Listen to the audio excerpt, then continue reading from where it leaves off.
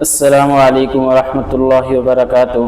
حافظ جی آفیشیل کے پیارے ناظرین، آج کا عمل ہے ماہ سفر میں تقدیر بدلنے کا وظیفہ اور اللہ کی لاڈلی صورت کا خاص وظیفہ۔ جی ہاں میرے دوستوں اور ساتھیوں، آج کا عمل انتہائی قیمتی عمل ہے۔ بس آپ دوستوں سے درخواست ہے کہ ویڈیو کے ساتھ اینڈ تک بنے رہیں۔ شکریہ۔ ماہ سفر کا مہینہ اپنی ایک خاص پہچان رکھتا ہے۔ بہت سے لوگ اسے نحوست کا مہینہ سمجھتے ہیں، لیکن حقیقت یہ ہے کہ یہ اللہ کے مہینوں میں سے ایک مہینہ ہے۔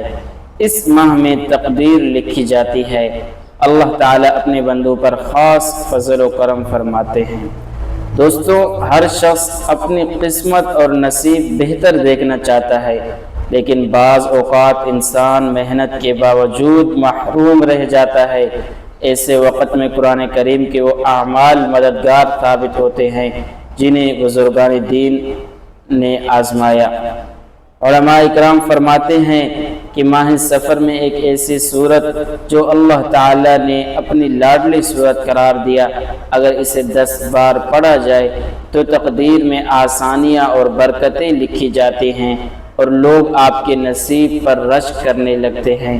یہ صورت ہے سورۃ یاسین۔ جی ہاں، قرآن پاک کی دل کہلانے والی صورت، جسے پڑھنے سے مصیبتیں دور ہو جاتی ہیں، حاجتیں پوری ہوتی ہیں اور رزق کے دروازے کھل جاتے ہیں۔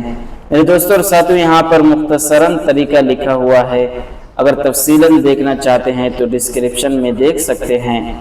ماہ سفر کے دوران یعنی ماہ سفر کے مہینے میں کسی بھی دن باوضو ہو کر عشاء یا فجر کی نماز کے بعد سورۃ یاسین کو 10 بار پڑھیں اور آخر میں اللہ تعالی سے دعا کریں، اے اللہ میرے نصیب میں آسانیاں لکھ دے، برکتیں عطا فرما۔